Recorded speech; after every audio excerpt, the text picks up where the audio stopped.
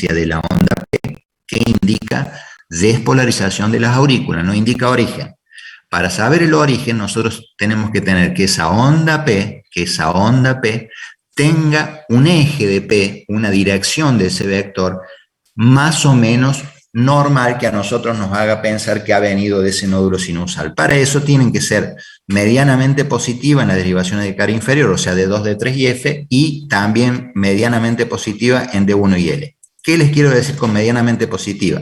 Cuando son bien positivas en la cara inferior, en las otras son más bien plana o isodifásicas. Al contrario, cuando son bien positivas, por ejemplo, en cara lateral de 1 y L, son bien positivas en esta y más bien plana o isodifásica en las del cara inferior, pero nunca negativa.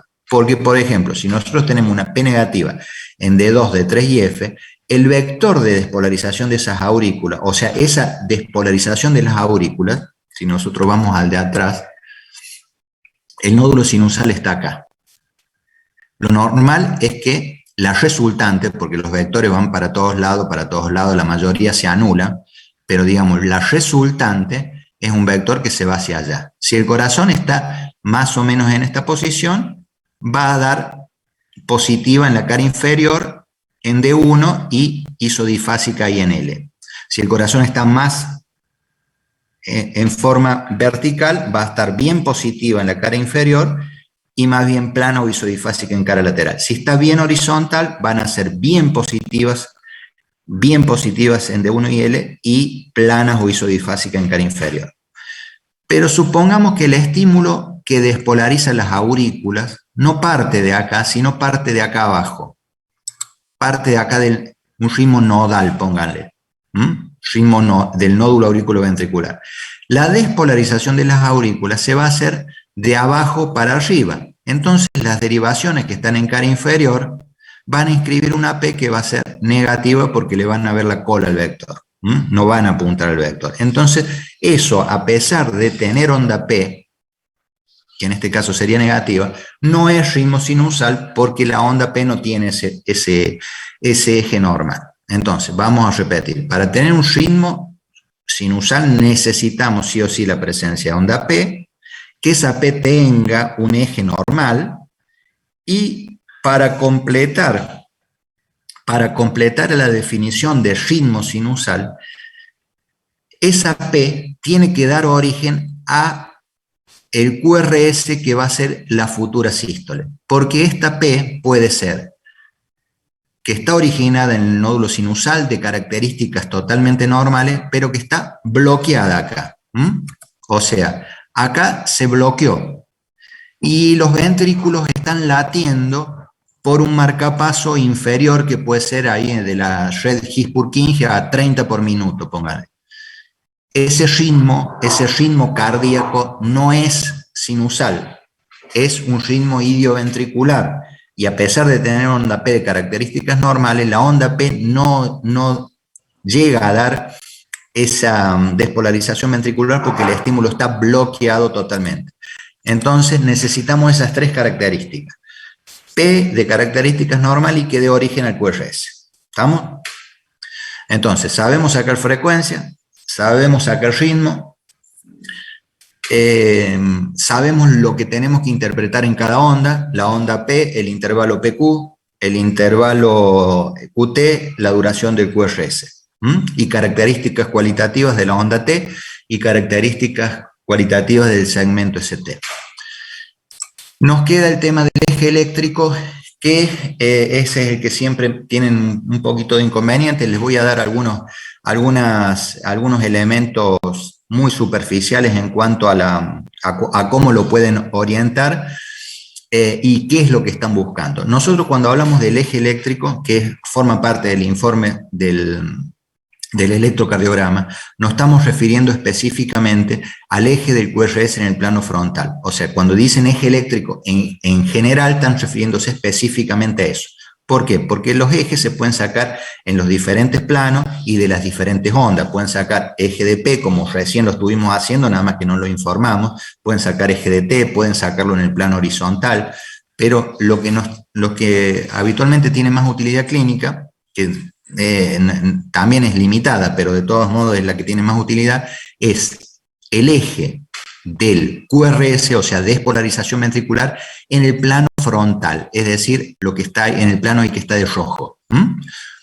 O sea, en las 6 primeras derivaciones, que son las derivaciones de los miembros. O sea, si el vector, o sea, la resultante, acuérdense que cada célula por sí sola va a determinar un potencial eléctrico que va a tener un vector cuando se despolariza, que tiene un sentido o una orientación en el espacio, en este caso el plano frontal, o sea, izquierda, derecha, arriba o abajo. Ese vector individual, la mayoría está calculado que el 80% se anulan entre sí, porque son fuerzas que son contrapuestas y se van a anular. Pero existe una resultante que va a tener una determinada dirección, que habitualmente está más o menos relacionada con la dirección que tiene la punta del corazón, el ventrículo izquierdo, porque es la zona anatómicamente de mayor importancia, es el más grueso y el que tiene los vectores más importantes. Entonces nosotros ubicamos ese vector de despolarización en este plano rojo. Vemos como todo esto se va a determinar en grados y uno hace un círculo donde pone el corazón al medio, un círculo dividido en grados, de a 30 grados, en donde a partir de la horizontal, que sería 0 grados, todo lo que es antihorario va a ser negativo y todo lo que es horario va a ser positivo, y van a ir dividiendo de a 30 grados. Entonces tienen que ubicar esa dirección de ese vector de despolarización en ese círculo dividido de a 30 grados. Para eso tienen que conocer el sistema exaxial y dónde se ubica en cada derivación del plano frontal. ABL en el hombro izquierdo, que corresponde a menos 30 grados, ABR, que es la menos importante, que es el hombro derecho, menos 150, D1, que está en 0 grados, D1, acuérdense que siempre es muy parecida a L porque es una bipolar en donde es L menos R, entonces L es el electrodo positivo. L y D1 están muy pegadas, son similares entre sí. Igual que D2 y D3 similar a F, porque D2 y D3, F es el electrodo positivo. En este caso, en D2 es F menos R y en D3 es F menos L, pero son todas similares, que ven la cara inferior. D2 está en 60, F en 90 y D3 está en 120. Entonces ustedes tienen que ubicar el vector de despolarización aproximadamente dónde va a apuntar en ese sistema exaxial que les dije. Para eso se van a valer de algunos elementos. El más exacto, el que les llaman en física el método del paralelogramo, es como el cálculo de la frecuencia más engorroso porque necesitan papel cuadriculado, regla y hacer medición. Ese no se lo voy a, si quieren estudiarlo, es el más exacto. Las otras son las formas razonadas.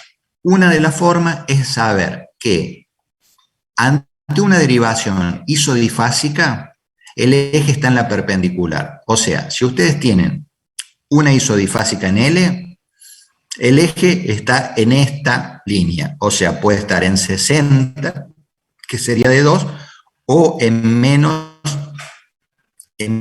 120.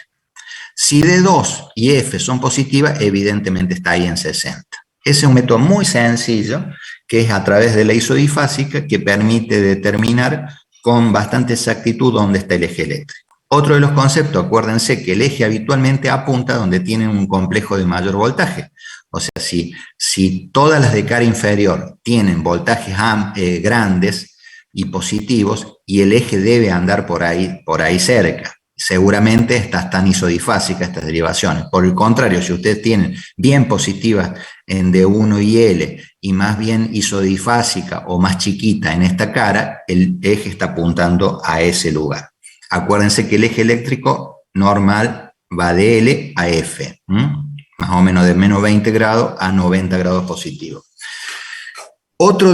A veces no tienen derivaciones isodifásicas, entonces tienen que comenzar el razonamiento buscando la más isodifásica que encuentren, que puede ser con una onda positiva un poco mayor que la negativa, pero eso les sirve como inicio del razonamiento para determinar el eje. O un complejo muy chiquitito que lo pueden también asimilar con una isodifásica.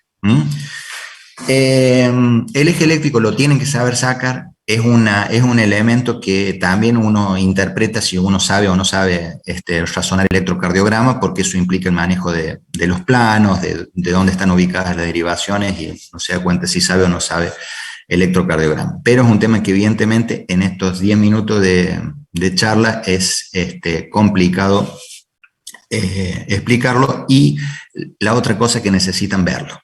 Necesitan ver el electro y sacar y razonarlo. Me dice el QRS, ya lo vimos. El QRS, voy más o menos rápido a ver si podemos enganchar el miércoles ya con las arritmias específicas. El QRS, duración, menos de 12 centésimas de segundo, el eje en el plano frontal entre menos 20 y más 90 grados, una transición eléctrica entre B3 y B4. Bueno, la ubicación del segmento ST, eso también lo conocen. La onda T tienen que ver características cualitativas, nada más, les dije, no se mide habitualmente. Y bueno, dejamos acá porque ya nos quedamos sin tiempo y ya empiezan las arritmias. El miércoles interpretamos este electrocardiograma que es normal y ya comenzamos con las arritmias específicas. ¿Estamos? Estamos, profe. Bueno, estudien un poco porque esto ha sido extremadamente rápido, me he dado cuenta, y si no estudian, estamos fritos. ¿Estamos? Dale, profe. Muchas gracias. Bien, profe. Gracias. Hasta luego. Gracias.